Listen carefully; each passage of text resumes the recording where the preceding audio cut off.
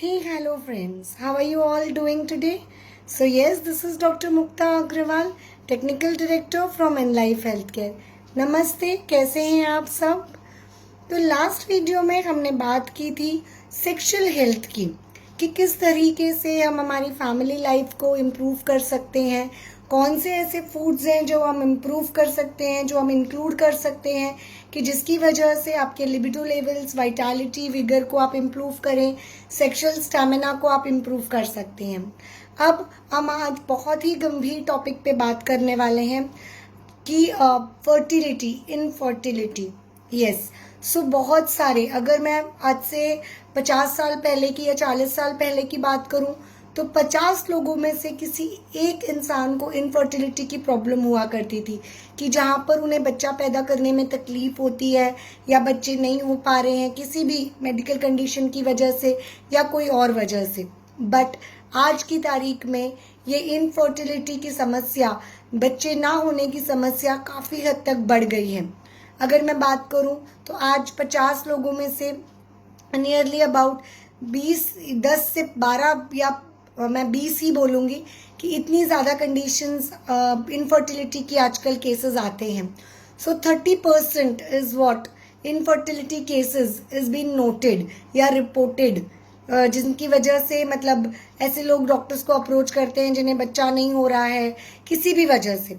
तो उसमें से ऐसा होता है कि यूजुअली जो सारा का सारा लोड है कि इनफर्टिलिटी का, वो यूजुअली देखा गया है कि फीमेल्स के ऊपर आता है। लोग बोलते हैं कि फीमेल में ही कुछ कमी होगी जिसकी वजह से बच्चा पैदा नहीं हो रहा है, या फीमेल्स के टेस्ट को हम बहुत ज़्यादा प्रायोरिटाइज करते हैं, फीमेल्स के हार्मोन लेवल्स के बारे में बात करते हैं कि इसके पीरियड्स बराबर नहीं है तो शायद इसकी वजह से बच्चा नहीं हो रहा है, या हम वज़न की वजह से हम वेट को भी बहुत ज़्यादा इम्पोर्टेंस देते हैं। बट आज मैं आपको बताना चाहूँगी कि ओवरवेट होना is not at all related कि उसको, इस इंसान को बच्चा नहीं हो सकता। ओवरवेट के not be a factor, because आपको नहीं पता वो जो वेट इंसान गेन करता है या वेट इज फैट वेट और अ मसल वेट और अ बोन वेट। सो अगर आपका वेट हेल्दी है, वेट ज़्यादा भी है, लेकिन अगर वो वेट का जो प्रपोर्शन है वो हेल्दी है, ज़्यादा मसल वेट है, फैट वेट कम है, तो आपको इजीली आप फर्टिलिटी अप्रूव कर सकते हैं, लेकिन इजीली फर्टाइल हो सकते हैं, बच्चा पैदा कर सकते हैं। तो अब हम बात करते हैं कि आज हम मेनली बात करने वाले हैं कि जो 30% केसेस रिपोर्ट हुए हैं उसमें से एटलीस्ट से अराउंड अबाउट 10 to 12% ये भी देखा गया है कि मेल इनफर्टिलिटी की वजह से भी बच्चा नहीं हो पाता है। सो यस, मेल बहुत ज़्यादा, मेल के फैक्टर्स भी बहुत इंपॉर्टेंट है डिसाइड करने में कि कपल इनफर्टाइल क्यों है या इस कपल को बच्चा क्यों नहीं हो रहा है। तो आज हम बात करेंगे मेल फर्टिलिटी की। सो बेसिकली मेल फर्टिलिटी के लिए जो सबसे ज़्यादा इम्पॉर्टेंट चीज़ जो हमें देखनी होती है वो स्पर्म्स, राइट। सो बेसिकली पहले हम जानेंगे कि मेल फर्टिलिटी कैसे होती है या बेसिकली स्पर्म का प्रोडक्शन कैसे होता है। सो मेल के पास definitely in the males there is an organ जिसका नाम होता है टेस्टिकल्स। सो टेस्टिकल्स का क्या रोल है, टेस्टिस का क्या रोल है? टेस्टिस हमारी ऑर्गन के रिप्रोडक्टिव सिस्टम जो मेल का होता है, पेनिस जिसको हम बोलते हैं, उसके बाहर सिचुएटेड होती है। सो ये दो एग शेप्ड टेस्टिस होती है। ये टेस्टिस में बहुत सारे स्पर्मेटोजेनेसिस होते हैं, लाइक टेस्टिस में बहुत सारे ऐसे सेमिनिफेरस ट्यूब्यूल्स होते हैं जिसमें स्पर्म्स का प्रोडक्शन होता है। सो स्पर्म्स के प्रोडक्शन को हम स्पर्मेटोजेनेसिस बोलते हैं। सो जब एक मेल एक प्यूबर्टी को रीच करता है अराउंड अबाउट 17 ईयर्स 18 ईयर्स की एज में, तो ये स्पर्मेटोजेनेसिस प्रोसेस चालू हो जाता है, स्पर्म का प्रोडक्शन चालू हो जाता है। सो नाउ अब क्या होता है कि बहुत सारे फैक्टर्स पे डिपेंड करता है कि स्पर्म बराबर हैं कि नहीं। सो स्पर्म का काउंट बहुत ज़्यादा इम्पॉर्टेंट है, स्पर्म कितना मोटाइल है, इसकी मोटिलिटी बहुत ज़्यादा इम्पॉर्टेंट है, और एक फैक्टर इम्पॉर्टेंट है कि स्पर्म की मॉर्फोलॉजी, मतलब स्पर्म किस तरीके से बना हुआ है। सो इन तीनों फैक्टर्स पे डिपेंड करता है कि male is capable of producing a healthy baby और नो, या फिर वो बेबी पैदा कर सकते हैं या नहीं, राइट। सो आज मैं अगर आपको मैं डायग्नोसिस की बात करूं, पहले मैं आपको बताती हूँ कि किस तरीके से हम डायग्नोस करते हैं। सो डेफिनेटली जब हम फर्टिलिटी के लिए टेस्ट करवाने जाते हैं, सो यूजुअली मेल्स का एक ही टेस्ट होता है जिसका नाम है सीमेन एनालिसिस। यूजुअली उससे आगे के टेस्ट करवाए नहीं जाते हैं। आगे के टेस्ट यूजुअली जो फर्टिलिटी है वो डिपेंड करती है सीमेन एनालिसिस के ऊपर, जिसमें हमें पता चलता है 3 चीज़ें। पहली चीज़ हमें पता चलती है कि स्पर्म का काउंट क्या है। सेकेंड चीज़ हमें पता चलती है कि स्पर्म कितने मोटाइल हैं, मतलब वो कितने प्रोग्रेसिव, उनकी फंक्शनिंग क्या है, किस स्पीड से वो चल रहे हैं, जिससे उसका स्पर्म जब एग के साथ फर्टाइल होता है तभी बेबी का प्रोडक्शन होता है, राइट। सो उसकी मोटिलिटी बहुत ज़्यादा इंपॉर्टेंट है। थर्ड है उसका स्ट्रक्चर, जिसको हम मॉर्फोलॉजी बोलते हैं। सो ये सबसे पहले आप जान लीजिए कि जो भी लैब से आप सीमेन एनालिसिस कर रहे हैं वो बहुत ज़्यादा हाइजीनिक होनी चाहिए और वो WHO के क्राइटेरिया से डेफिनेटली एग्जेक्टिव होनी चाहिए। 2010 में WHO वर्ल्ड हेल्थ ऑर्गेनाइजेशन ने न्यू क्राइटेरियाज लॉन्च किए हैं, जिसके अकॉर्डिंग 15 मिलियन पर मीटर, 15 मिलियन स्पर्म काउंट होना चाहिए, 15 मिलियन पर ml स्पर्म काउंट मिनिमम होना चाहिए एक मेल के लिए for a good fertile male. Second, उसका जो मोटाइल है 32% of them should be having a good progressive motility. Third factor है कि at least 4% of them should have a good morphology, मतलब उनका स्ट्रक्चर 4% का एटलीस्ट बहुत अच्छा होना चाहिए। सो ये 3 फैक्टर्स पे डिपेंड करता है कि वो मेल इनफर्टाइल है या मेल बच्चा पैदा कर सकता है या नहीं, राइट। सो अब क्या होता है कि इसमें ये जब हम टेस्ट करा लेते हैं तो हमें, अगर आपको पता चलता है, इस टेस्ट को बेसिकली 3 वेरिएशंस होते हैं। सो अगर किसी का स्पर्म काउंट लो है, मान लीजिए 15 मिलियन जो मैंने बताया, उससे आपका स्पर्म काउंट लो है, तो उस कंडीशन को हम बोलेंगे ओलिगोस्पर्मेटोयूरिया। सो बेसिकली ओलिगोस्पर्मेटोजूनिया में स्पर्म काउंट लो होता है, 15 मिलियन से कम होता है। अगेन ये जो कंडीशन है इसमें भी वेरिएशंस है, like it can be mild, it can be moderate and it can be high. So basically अगर आपका स्पर्म काउंट 1 मिलियन से भी नीचे है, सो इसको हम सीवियर ओलिगो स्पर्मेटोजूनिया बोलेंगे। अगर आपका sperm count 1 million to 5 million है, इसको हम मॉडरेट या माइल्ड भी इसको हम मॉडरेट बोलेंगे। एंड अगर आपका sperm count 5 million to 10 million के अंदर है, सो हम इसको माइल्ड ओलिगोस्पर्मेटोजूनिया बोलेंगे। अब इनके जो ट्रीटमेंट्स होते हैं ये माइल्ड, मॉडरेट, सीवियर के ऊपर डिपेंड करते हैं। सो अगर किसी का समझो 1 मिलियन से भी लो स्पर्म काउंट है, सो उन लोगों के लिए यूजुअली जो ट्रीटमेंट रहता है टू फर्टाइल या बेबी पैदा करने के लिए, यूजुअली उनको टेस्ट ट्यूब बेबी की सलाह दी जाती है। डॉक्टर्स उनको टेस्ट ट्यूब बेबी करने के लिए बोलते हैं, विच इज़ बेसिकली एक इंजेक्शन दिया जाता है जिससे आप बेबी पैदा हो जाता है। सेकेंड, जो 5 मिलियन टू 10 मिलियन अगर किसी का स्पर्म काउंट है, तो उन्हें IUI इंट्रायूटराइन इंजेक्शन से भी, यूजुअली इंट्रायूटराइन का प्रोसेस कैसा होता है कि from the males they take the sperms and they inject into the female's body. So इससे क्या होता है कि डायरेक्ट जो स्पर्म्स की मोर्टेलिटी अगर वो उतनी नहीं भी है, तभी भी उसका जो एक के साथ रिलेशन है वो जल्दी हो जाएगा। सो 5 मिलियन से 10 मिलियन में हम IUI सजेस्ट करते हैं। और अगर किसी का 10 मिलियन है या उसके अबाव है, देन प्रोबेबली आपको लाइफस्टाइल डिसऑर्डर्स, लाइफस्टाइल चेंजेस बताए जाते हैं, कुछ एंटीऑक्सीडेंट्स दिए जाते हैं, कुछ मेडिसिन दी जाती है। ऑल्सो स्पर्म का जो काउंट है या स्पर्म की मोर्टेलिटी आपके हॉर्मोन्स पे भी बहुत ज़्यादा डिपेंड करता है। सो टेस्टोस्टेरोन हार्मोन एक ऐसा हार्मोन है जिससे हमें पता चलता है कि अगर लो टेस्टोस्टेरोन हार्मोन है, सो डेफिनेटली आपकी स्पर्म क्वालिटी या स्पर्म क्वांटिटी भी कम हो सकती है, राइट। सो सेकेंड कंडीशन में, पहले मैंने बताया स्पर्म का काउंट, सेकेंड कंडीशन स्थैनो स्पर्मेटोजूनिया बोलते हैं।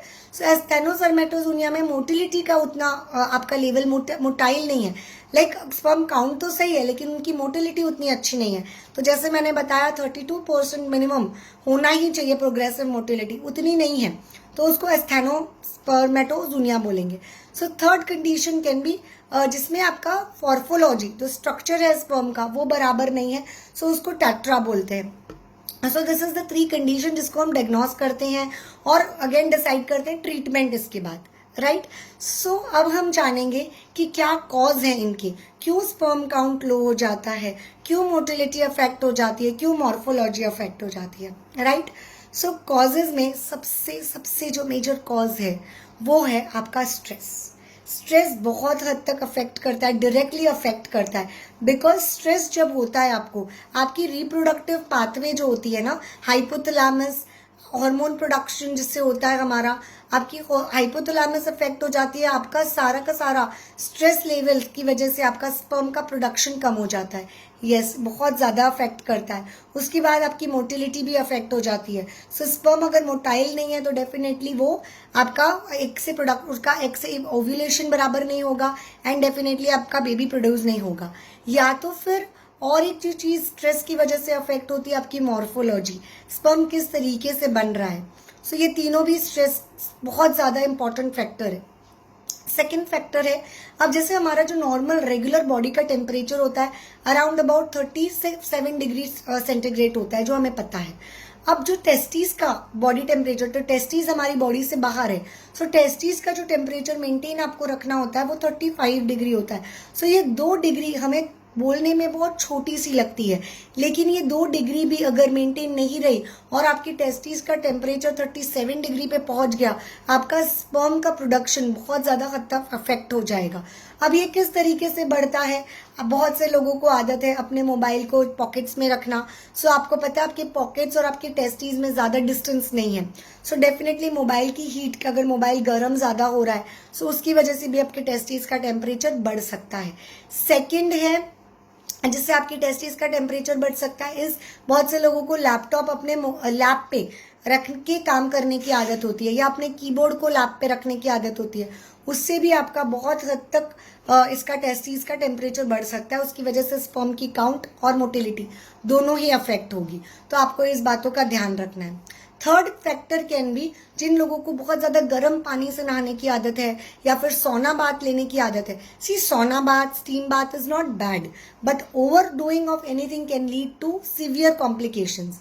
सो अगर किसी को बहुत ज़्यादा like daily 15 minute 30 minute sauna bath लेने की आदत है, या गर्म पानी से जो लोग नहाते हैं, उन कंडीशंस में भी टेस्टिस का टेम्परेचर आपका बढ़ सकता है and yes it can affect your sperm count and motility.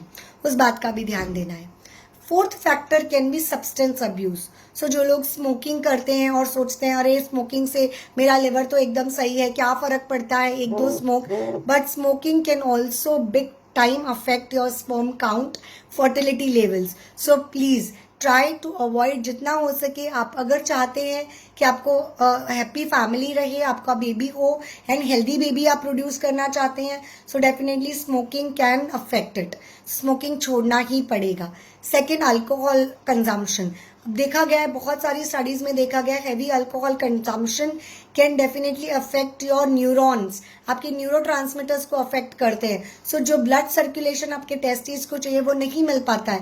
अगर टेस्टिस के पास प्रॉपर ब्लड सर्कुलेशन नहीं है, आपकी spermatogenesis process, sperm production process काफ़ी हद तक अफेक्ट होती है एंड उसकी वजह से आपका स्पर्म काउंट लो हो जाता है, राइट। इनके अलावा और भी जो कंडीशंस हो सकती है, जो एक मेजर मेडिकल कंडीशन बोली जाती है, मम्स। मम्स एक वायरस से होता है, यहाँ पर आपके दोनों ईयर लोब के पास स्वेलिंग आ जाती है।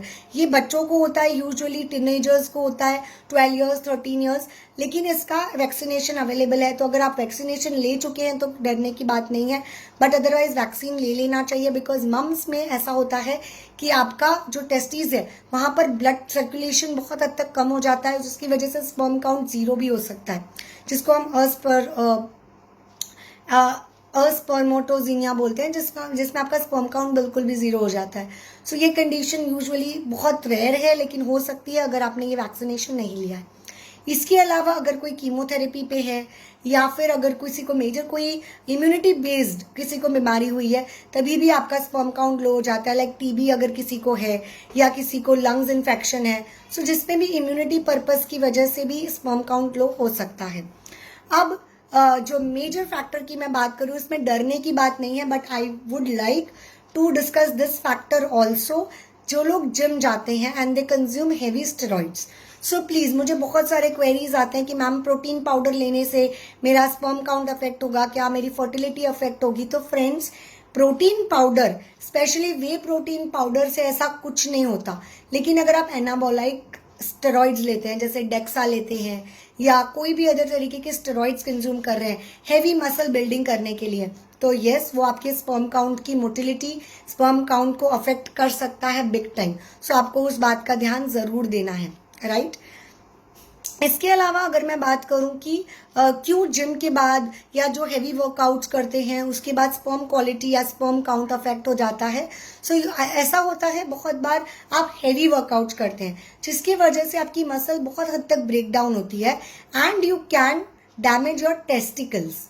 अगर आपको कोई इंजरी हुई है, आपने लोअर बॉडी का वर्कआउट कुछ ज्यादा ही कर लिया है और टेस्टिस में आपकी इंजरी हुई है, वहां पर क्या होता है कि आपको इनिशियली पता नहीं चलेगा आपके टेस्टिस में इंजरी हुई है, बट वहां पर ब्लड का क्लॉटिंग हो जाता है। सो अगर ब्लड क्लॉटिंग हुआ है तो डेफिनेटली जितना ज्यादा ब्लड क्लॉट होता जाएगा उतना स्पर्म का प्रोडक्शन कम कम होता जाएगा।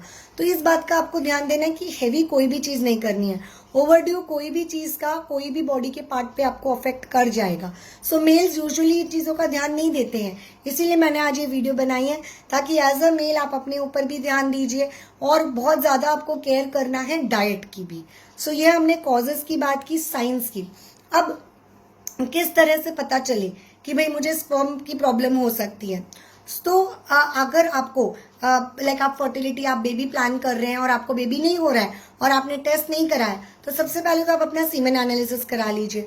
बट उसके पहले क्या साइंस, सबसे पहले आपको लथार्जी, टायर्डनेस, जिनमें मेल्स को बहुत लथार्जी, टायर्डनेस फील्स होती है, जिन्हें सेक्स करने का मन नहीं करता, जिन्हें ऐसा लगता है कि नहीं वो बहुत थक जाते हैं, स्टैमिना जिनका भी नहीं है, प्रीमेच्योर इजैक्यूलेशन, मैंने लास्ट टाइम भी इस डिजीज की बात की थी कि जिनकी वीर्य या स्पर्म सीमेन बहुत जल्दी रिलीज हो जाते हैं विद इन 3 to 4 मिनट्स, उन लोगों को भी अपना सीमेन एनालिसिस करा लेनी चाहिए।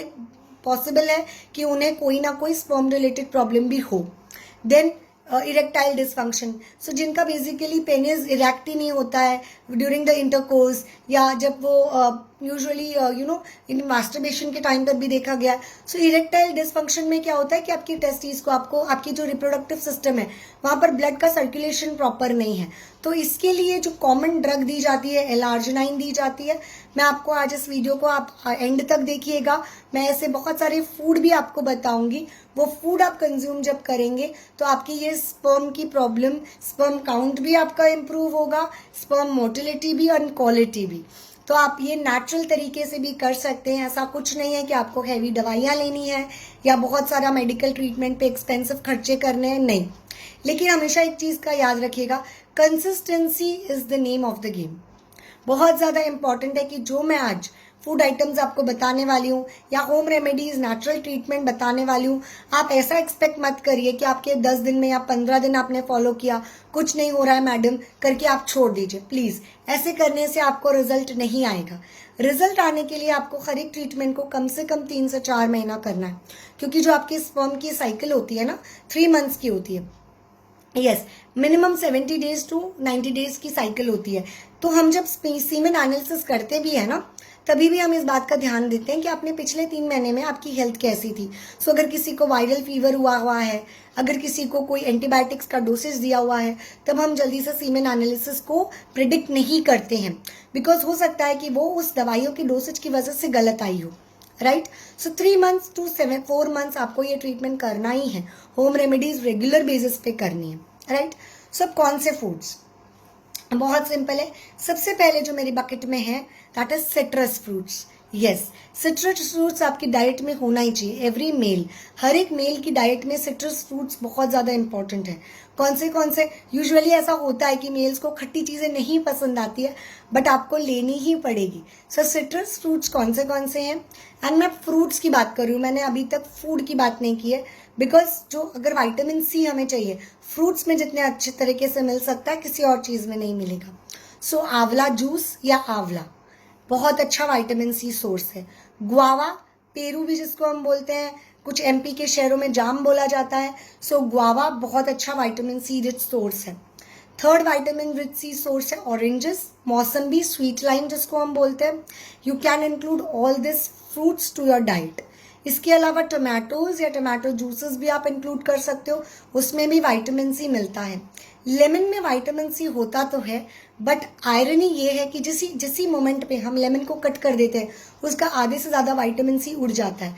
बट स्टिल आप जो भी खाना कंज्यूम करते हैं उसमें 2-3 ड्रॉप्स ऑफ लेमन ज़रूर ऐड कीजिए। उससे आपका विटामिन सी की बायो अवेलेबिलिटी बहुत हद तक बढ़ती है। जिस उस फूड में जो भी विटामिन एंड मिनरल्स हैं वो आपको अच्छे तरीके से मिलते हैं। So first was citrus fruits. Second is banana. So banana is a rich source of magnesium and potassium. So yes, magnesium and potassium, also banana is a rich source of soluble fiber.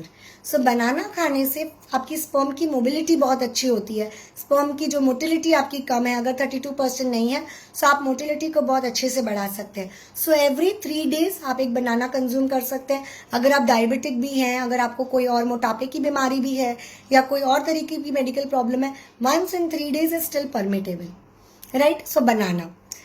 Third is pomegranate. Again, pomegranate is a very rich source of magnesium. Pomegranate is also very rich source of zinc. Zinc अगर आपकी body में deficient है, आपकी sperm count बनेगी ही नहीं, sperm की motility रहेगी नहीं, और मॉर्फोलॉजी स्पर्म का बनना भी बहुत ज़्यादा हद तक अफेक्ट होगा। सो जिंक रिच एक तो पोमोग्रेनेट है, इसके अलावा वॉलनट्स एंड आलमंड्स। अब वॉलनट्स एंड आलमंड्स में जिंक के अलावा ओमेगा 3 फैटी एसिड्स भी हैं। इसके अलावा आपको वॉलनट में एल आर्जिनाइन अमाइनो एसिड भी मिलेगा। अमाइनो एसिड में एल आर्जिनाइन का बहुत बड़ा रोल है मेल फर्टिलिटी के लिए। यूजुअली आप देखेंगे डॉक्टर्स आपके जो भी टैबलेट्स लिख कर देते हैं उसमें एल आर्जिनाइन जरूर देते हैं। इन लाइफ में भी आपको in life L arginine easily available है फ्रेंड्स, आप ले सकते हो, बहुत ज़्यादा सेफ है। वो आपके स्पर्म की मोटिलिटी को बढ़ाता है। टेस्टीज में अगर ब्लड सर्कुलेशन नहीं है उसको भी इम्प्रूव करता है, स्पर्म काउंट को भी इम्प्रूव करता है। And also L arginine will improve your strength and stamina, performance भी इम्प्रूव करता है। सो एल आर्जिनाइन बहुत ज़्यादा बेनिफिशियल है। इसके अलावा अगर आप एल आर्जिनाइन के सप्लीमेंट्स नहीं लेना चाहते हो, आप चाहते हो कि मैं नेचुरल तरीके से एल आर्जिनाइन अपनी डाइट में इंक्लूड करूं, तो yes there is a solution and a very sweet solution. What is that? A piece of dark chocolate. Yes, अगर आप बिटर चॉकलेट खा सकते हैं सो डेली एक पीस ऑफ बिटर चॉकलेट अपनी डाइट में इंक्लूड करिए। एल आर्जिनाइन का बहुत अच्छा सोर्स है, मैग्नीशियम का बहुत अच्छा सोर्स है। सो नाउ वॉलनट्स हो गए, आलमंड्स हो गए, डार्क चॉकलेट्स हो गए। इसके अलावा what else you can include is a good amount of protein. Yes, protein बहुत ज़्यादा इंपॉर्टेंट है। हैवी नहीं, मैं बात नहीं कर रही हूँ कि बहुत ज़्यादा एनाबॉलिक स्टेरॉइड्स आप कंज्यूम करिए, बहुत दूसरे अमाइनो एसिड्स नहीं, लेकिन वे प्रोटीन आप कंज्यूम कर सकते हो। आप नॉन वेज प्रोटीन कंज्यूम कर सकते हो, जैसे चिकन हो गया, फिश हो गया, red meat, yes once in a week और ट्वाइस अ वीक। बहुत ज़्यादा रेड मीट मैं एडवाइज नहीं करूंगी, but you can consume soya का protein also, peanut protein also, या वे प्रोटीन्स। सो कौन से फूड्स है जिसमें प्रोटीन है?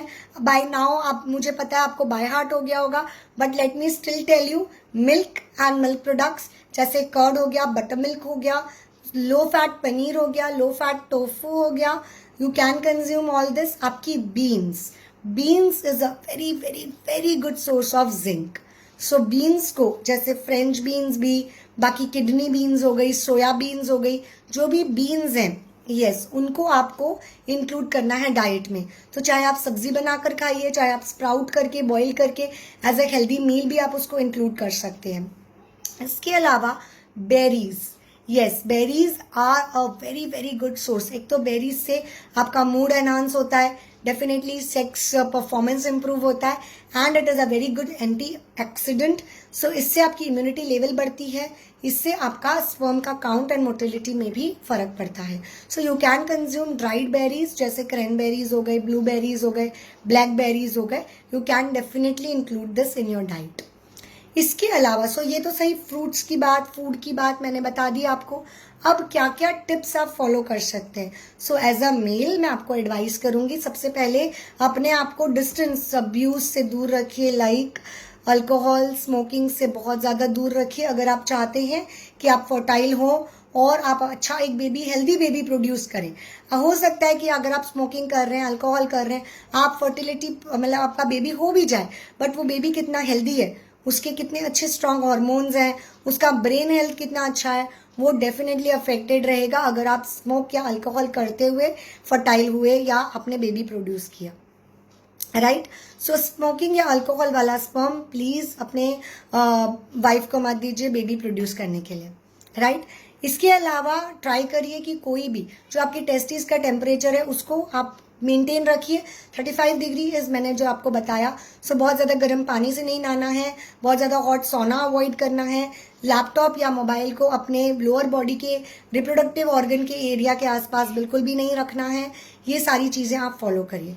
थर्ड टिप जो है is you try not wearing tight underwears या अंडर गारमेंट्स। अगर आप टाइट वेयर करते हैं तो आप अपने टेस्टिस का ब्लड सर्कुलेशन बहुत हद तक अफेक्ट करते हैं। आप देखेंगे तो यूजुअली आजकल डॉक्टर्स आपको बॉक्सेस पहनने की सलाह देते हैं, लूज अंडर गारमेंट्स पहनने की सलाह देते हैं। सो प्लीज उसे मानिए। Fourth, maintain hygiene. So every time when you go to the washroom, try to wash your areas, try to wash the testes, ताकि जब आप वॉश करो तो उसका टेम्परेचर भी आप मेंटेन कर सको। कई बार ऐसा होता है कि आप बहुत ज़्यादा ऐसे एनवायरनमेंट में वर्क करते हो, केमिकल इंडस्ट्रीज में वर्क करते हो, जहाँ पर आपको बॉडी टेम्परेचर मेंटेन करने की कोई ऑप्शन नहीं है।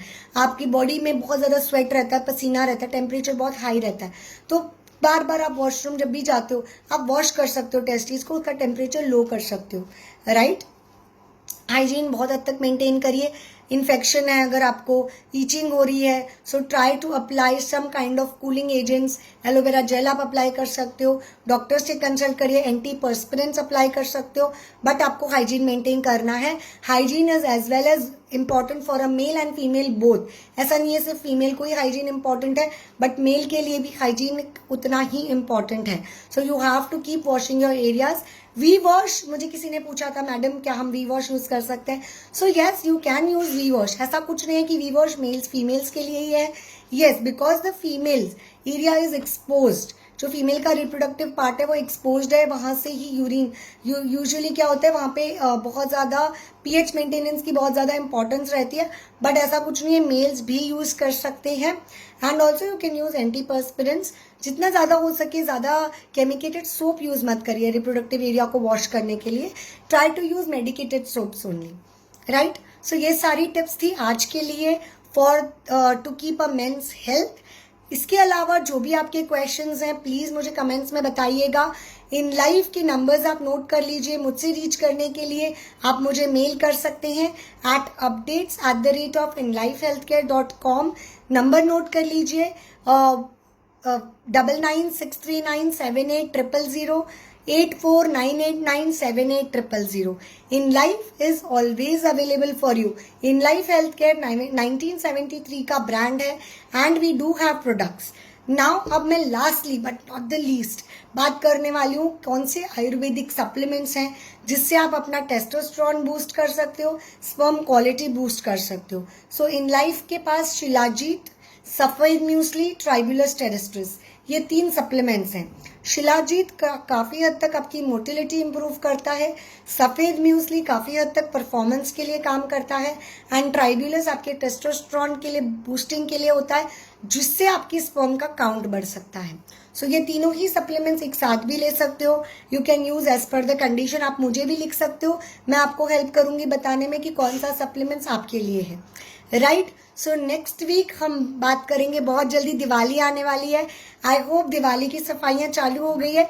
सो नेक्स्ट वीक के वीडियो में हम बात करने वाले हैं फेस्टिव के लिए क्या क्या टिप्स है मेरे पास फेस्टिव सीजन के लिए। सो टुडे हमने मेंस की फर्टिलिटी की बात की है, मेंस हेल्थ की बात की है।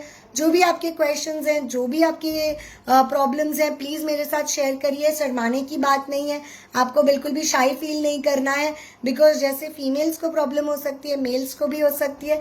So do you share your problems with me. As a doctor I will 100% try to help you. Take care, bye bye, नमस्ते।